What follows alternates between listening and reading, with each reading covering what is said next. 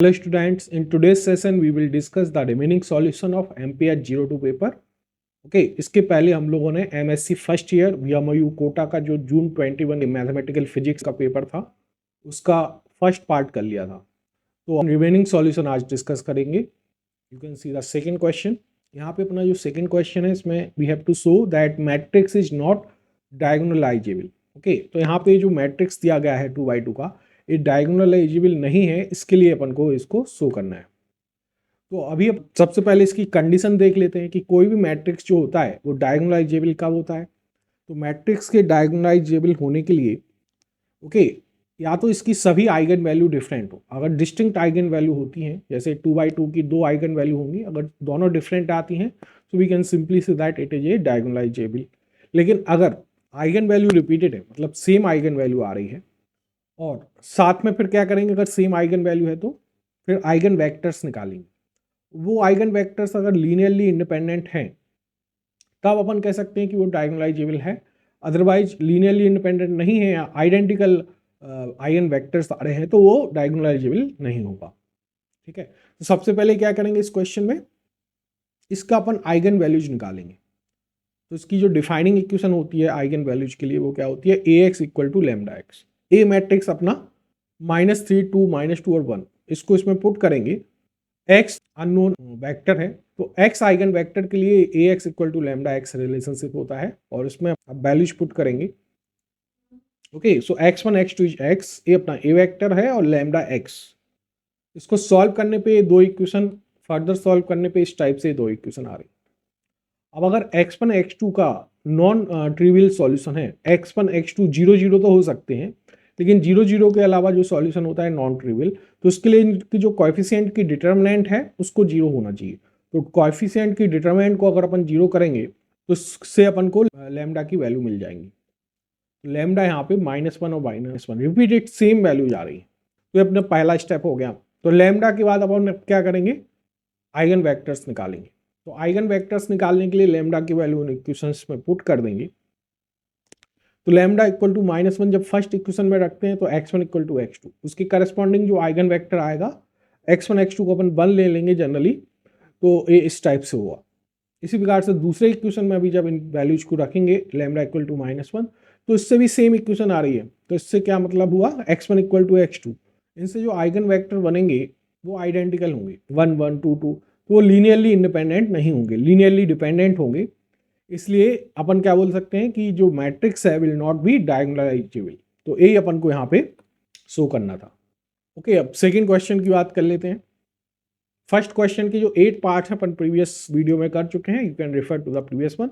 और यहाँ पे जो सेकंड पार्ट जो है उसमें 4 मार्क्स के 8 क्वेश्चन है। ओके, सेकंड क्वेश्चन अपन देख चुके हैं, अब ये थर्ड क्वेश्चन देखेंगे। तो in third question we have to expand f(x) equal to x और x between 0 to 2 in half range cosine series. जो फंक्शन है अपना f(x) इक्वल टू x, इसको अपन को एक्सपेंड करना है हाफ रेंज कोसाइन सीरीज, या इसी को अपन बोल सकते हैं half range Fourier cosine series. Fourier cosine series का हाफ रेंज, या फिर कहें कि जो 0 to l तक का जो एक्सपेंशन है वो गिवन होता है इस इन फॉर्मूला से। Okay, f(x) equal to a naught plus sigma n equal to 1 to infinity a n cos n pi x upon l, जहाँ पे a नॉट की वैल्यू ये है, a not is 1 by l 0 to l f(x) dx, और a n है 2 by l 0 to l f(x) cos n pi x by l into dx, जहाँ पे n एक इंटीजर हुआ। f(x) की जगह क्या है अपना x, तो a नॉट और a n की वैल्यू फर्स्ट फाइंड आउट करेंगे। तो a नॉट जो निकल के आएगा यहाँ पे 0 to l की वैल्यू आप देख सकते हैं l इज 2, तो इंटीग्रेशन में क्या आएगा 1/2 0 to 2 x dx, इससे a नॉट इक्वल टू 1 आ जाएगा, you can very easily calculate. और साथ में ए एन के लिए भी एफ एक्स की जगह x रखेंगे, l की जगह 2 रखेंगे, और जो इंटीग्रेशन अपना बनेगा for general expression of a n it will be 2/2 0 to 2 x cos n pi x by 2 into dx। तो यहाँ पे दो फंक्शन हैं जो कि मल्टीप्लीकेशन में है, इनका इंटीग्रेशन अपन को करना है। तो इंटीग्रेशन करने के लिए अपन यहाँ पे प्रोडक्ट रूल ऑफ इंटीग्रेशन लगाएंगे, इंटीग्रेशन बाई पार्ट्स कहलाता है। So first function into integration of second, यहाँ पे cos n pi x by 2 को सेकेंड फंक्शन मानेंगे, minus differentiation of first function into integration of second का होल इंटीग्रेशन। ओके, तो इस टाइप से फॉर्मूला लगा के इंटीग्रेट करेंगे और फाइनली लिमिट लगाएंगे 0 to 2। तो इस टाइप का एक एक्सप्रेशन आपको मिलेगा। और एक और चीज आप यहाँ पे देख सकते हैं, ओके, कि साइन एन पाई की जो वैल्यू होती है वो जीरो होती है। साइन एन पाई, एन कोई भी इंटीजर हो उसके लिए जीरो होगा। साथ में कॉस एन पाई की वैल्यू डिपेंड करता है कि एन क्या है। एन अगर इवन इंटीजर है तो कॉस एन पाई 1 होता है, और अगर एन ऑड इंटीजर है तो कॉस एन पाई -1 होता है। तो इसलिए क्या लिखा जाएगा इसकी value, cos n pi equal to -1 n। Okay, ये वैल्यू यहाँ पे पुट करने पे अपन को ए एन मिल जाएगा like this, 4/n² pi square -1n-1। A n आ गया, ए नॉट अपन पहले ही निकाल चुके हैं, दैट वाज 1। अब सिंपली दोनों ए एन और ए नॉट को इस एफ एक्स की सीरीज में यहाँ पे रख देंगे। तो इनको यहाँ पे पुट करने पे we can get like this, f x equal to 1 + 4/π² sigma, n को अपन ने अंदर ले लिया सिग्मा के, क्योंकि n is varying from 1 to infinity, -1n-1 cos n pi x/2।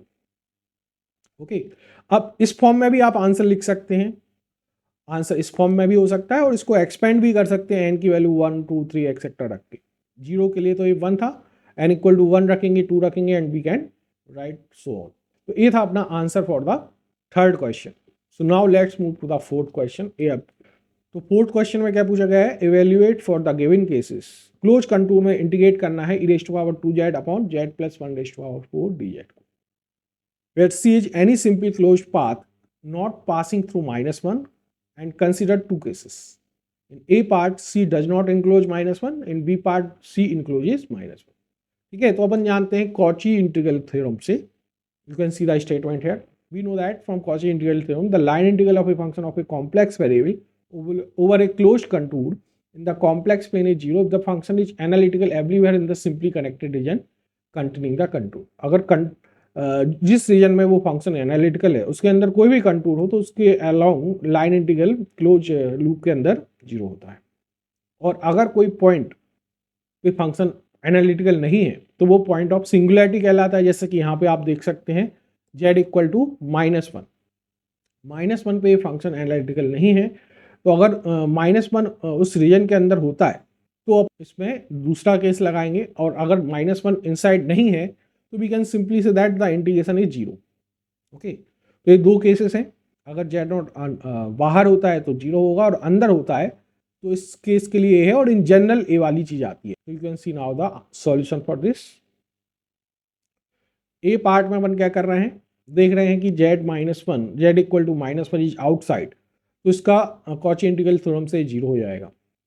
और अगर z इक्वल टू -1 अंदर है ना, कंटूर के अंदर है, तो उसमें क्या होगा, वही थ्योरम लग जाएगी, ये फॉर्मूला लगेगा इंटीग्रल का, f n time differentiation at z naught, और इस टाइप से राइट हैंड साइड होगी। तो यहाँ पे आप जब कंपेयर करेंगे इसको तो n+1 की वैल्यू 4 है और n 3 होगा, तो e⁻² is our function. Okay, तो इसको डिफरेंशिएट करके z की जगह -1 रख देना है, और फाइनली कैलकुलेट करके आंसर ही आ जाएगा। You can note down. तो ये था अपना थर्ड क्वेश्चन इस सेशन का। ओके, सेशन का फोर्थ क्वेश्चन और पेपर का fifth question we can see now. For the given function e⁻³ into z + 1⁻³ we have to find Lorentz series about the singularity। तो यहाँ पे आप देखेंगे ऑब्वियस सिंगुलरिटी इज -1 पे डिफाइंड नहीं है। और ऐसे क्वेश्चन को सॉल्व करने के लिए जब लॉरेंट सीरीज अपना जो है टेलर सीरीज ही होती है, लेकिन कॉम्प्लेक्स प्लेन में, कॉम्प्लेक्स फंक्शन और कॉम्प्लेक्स प्लेन में जो Taylor series that is called Laurent series है। तो इसका एक्सपेंशन इस टाइप के क्वेश्चन में अपन सिंपली कर सकते हैं। यू कैन सी ये अपना था e⁻³ अपॉन z + 1 का होल क्यूब। तो डिनोमिनेटर में अपन ओके z + 1 को u मान लेंगे, तो z की जगह u-1 रख देंगे। तो फाइनली यू कैन सी इसको ओपन करेंगे in numerator, e⁻³ e⁻³ upon e³। अब e⁻³ इसका एक्सपेंशन फॉर्मूला लगा देंगे और u³ से यहाँ पे डिवाइड करेंगे, इन जो टर्म है इससे सभी में डिवाइड करेंगे, और फिर से अपन u की जगह z + 1 रख देंगे। ओके, तो इससे अपन को फाइनल लॉरेंट सीरीज एक्सपेंशन इसका मिल जाएगा। तो this was our fifth question of the paper. Next we can see the sixth one. Plot the Legendre polynomials है ना, p0 x, p1 x, p2 x, p3 x, इनको अपन को plot करना है। तो अपन जानते हैं पी नॉट एक्स होता है 1, P1 एक्स होता है x, P2 x 3x square minus 1/2, P3 x 5x cube minus 3x/2। So the plot of these Legendre polynomial are as follows. अब उनका ग्राफ अपन को प्लॉट करना है versus x, so we can simply draw the graph like this. You can see p naught x equal to 1, ये constant function का graph होगा। This is P1 x equal to x, okay, you can correct it. P1 x equal to x, तो यहाँ पे y इक्वल to x का graph हो जाएगा, y की जगह P1 एक्स है, and then we have P2 x equal to 3x square minus 1/2। एक क्वाड्रेटिक फंक्शन है, क्वाड्रेटिक फंक्शन का ग्राफ पैराबोला होता है, तो P2 एक्स का graph okay it will be a parabola like this. P3 x एक cubic expression है, तो इसका ग्राफ क्यूबिक कर्व के जैसा होगा, you can see it will be like this. तो ये थे अपने plot for different legendary polynomials. Next, we can move to the 7th question of the paper. Using Runge-Kutta method, third approximation and h equal to 0.1, solve dy by dx equal to x minus y square by 10 with condition x not equal to 0 and y not equal to 0. तो यहाँ पे अपन को ये differential equation दी गई है और यहाँ पे अपन को रंगे-कट्टा मेथड जो कि थर्ड अप्रोक्सीमेशन के साथ यूज करके सॉल्व करना है। सॉल्व करने में y1, y2, y3 एक्सेट्रा निकाल सकते हैं, लेकिन अपन y डिफॉल्ट क्या निकालेंगे, इसमें y1 की वैल्यू फाइंड करेंगे। तो थर्ड ऑर्डर रंगे-कट्टा मेथड जो होती है ओके, उसमें you can see the expression. अगर yi पता है तो yi+1 कैलकुलेट कर सकते हैं। जैसे यहाँ पे y नॉट गिवन है तो y1 अपन इस एक्सप्रेशन से निकाल सकते हैं। Okay, so you can see yi+1 equal to yi+1/6 k1 + 4k2 + k3 into h की वैल्यू गिवन है, k1 k2 k3 इस टाइप से आपको मिल जाएंगे। f ऑफ xi yi क्या हो जाएगा यहाँ पे, x not y not. Okay, so k1 k2 k3 अब अपन निकाल सकते हैं, इससे we can get the value of y1। You can see this is our k1 f of x not minus y not, और fx क्या है, fxy क्या है, x minus y square by 10। तो यहाँ पे वैल्यूज पुट करने पे okay you can see x not की जगह 0, y नॉट की जगह 0 रखेंगे तो k1 की वैल्यू 0 आ जाएगी। सिमिलरली k2 के लिए ये एक्सप्रेशन हुआ। एक चीज आपको यहाँ पे ध्यान रखनी है कि बुक में आपका ये मिसप्रिंट है, k3 का जो एक्सप्रेशन होगा that is xi plus h होगा। Okay, it is xi plus h not h/2, so you can correct it. तो इस टाइप से अपन इनकी value x not y not h की वैल्यू पुट करके k1 k2 निकाल सकते हैं, और k2 की वैल्यू अपन k3 में भी यूज करेंगे। So we will are getting values like this, we are getting values like this 0.05 for k2 and 0.1 for k3। अब इन सभी वैल्यूज को अपन पुट कर देंगे यहाँ पे, and we can get the value of y1 which is the solution for our question number 7। Okay, तो ये था अपना पेपर का 7th question. Now you can see the 8th question. तो यहाँ पे अपन को वेक्टर गिवन है E vector equal to AQ cos theta by r square r cap minus AQ sin theta by r square theta cap. यहाँ पे spherical polar coordinate use किए गए हैं। We have to find the divergence at point a/2, 0, pi. तो divergence का formula आपको spherical polar coordinate में लगाना पड़ेगा। स्फेरिकल कोऑर्डिनेट में डाइवर्जेंस क्या होती है, इस टाइप से होती है। AR की जगह यहाँ पे क्या है, आप coefficient of r cap will be AR, जो कि AQ cos theta by r square given है, और coefficient of theta cap will be our a theta की value minus AQ sin theta by r square. A phi 0 है, यहाँ पे phi cap का कोई भी कोएफिशिएंट नहीं है, तो दैट इज 0। तो अपन इस फॉर्मूले में पुट कर देंगे simply AR r square sine theta. इसको अपन जब r से डिफ्रेंशिएट करेंगे तो आप देखोगे कि फर्स्ट टर्म में r स्क्वायर कैंसिल हो जाता है, तो r कोई भी टर्म यहाँ पे नहीं बचता है। तो इस एक्सप्रेशन का जब r के रिस्पेक्ट में पार्शियल डिफ्रेंशिएशन किया जाएगा तो ये 0 आएगा। तो first term after differentiation will be 0, and second term में a theta r sine theta, इसको जब अपन सॉल्व करेंगे तो एक r कैंसिल हो जाएगा, और साइन स्क्वायर थीटा का डिफरेंशिएशन थीटा के रिस्पेक्ट में करने पे 2 sin theta into cos theta आएगा, और फर्दर सॉल्व करने पे अपना ये एक्सप्रेशन आया, और इस एक्सप्रेशन में अपन r और थीटा की वैल्यू पुट कर देंगे। Okay, r equal to a/2 and theta equal to 0। Okay, theta 0 put करने पे this is the final answer -16 we are getting. तो ये था अपना सेकेंड लास्ट क्वेश्चन का solution. Now we can move to the last question of the paper. We have to find the value of integration -infinity to infinity x square dx upon x square plus 1 whole square x square plus 2x plus 2. Okay, इसमें integration पूछा गया है, लेकिन integration अपन simple method से ना करते हुए यहाँ पे अपन कॉम्प्लेक्स एनालिसिस का यूज करेंगे। तो थ्योरी क्या कहती है, अगर क्यू जेड कोई भी फंक्शन है जिसका कि इंटीग्रेशन करना है फ्रॉम -∞ टू इन्फिनिटी और वो इन कंडीशंस को सेटिस्फाई करता है, it is analytical in upper half plane except at finite number of poles, it has no poles on the real axis, X axis पे कोई पोल नहीं होना चाहिए, कोई भी पॉइंट ऑफ सिंगुलरिटी नहीं होना चाहिए, और Z Q Z tending to zero uniformly as Z is tending to infinity.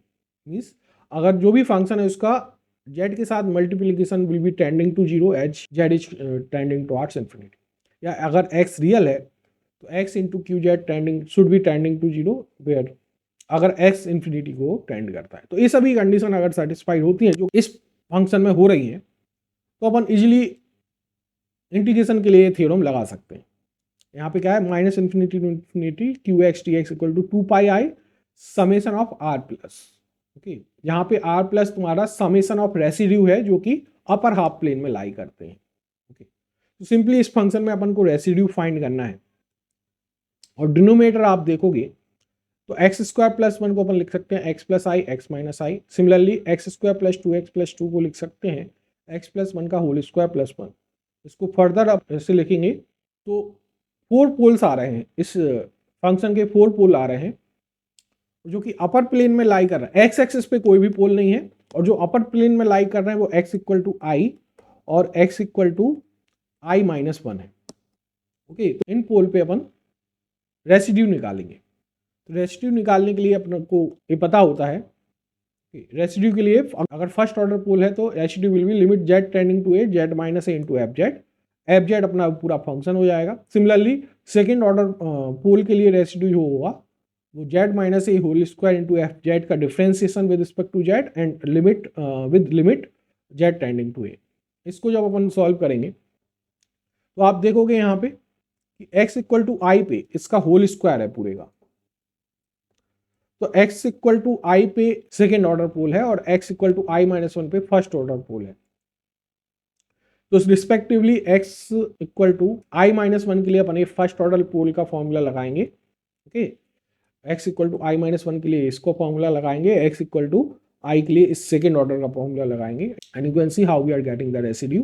तो इसमें सिंपली लगाने पे limit x tends to i - 1, तो ये वाला ब्रैकेट कैंसिल हो गया, and on further solving this is the residue we are getting at x = i - 1. Similarly at x = i this will be the formula for residue. इसको जब अपन further solve करेंगे differentiation से तो this will be our residue at x = i, और इनको finally फॉर्मूले में पुट करने पे we are getting the answer for this integration that is 7π/5। Okay, so this is the solution for this question. अगर आपको कोई डाउट आता है you can mention in the comment. This is all for today's session. Okay, so thank you everyone.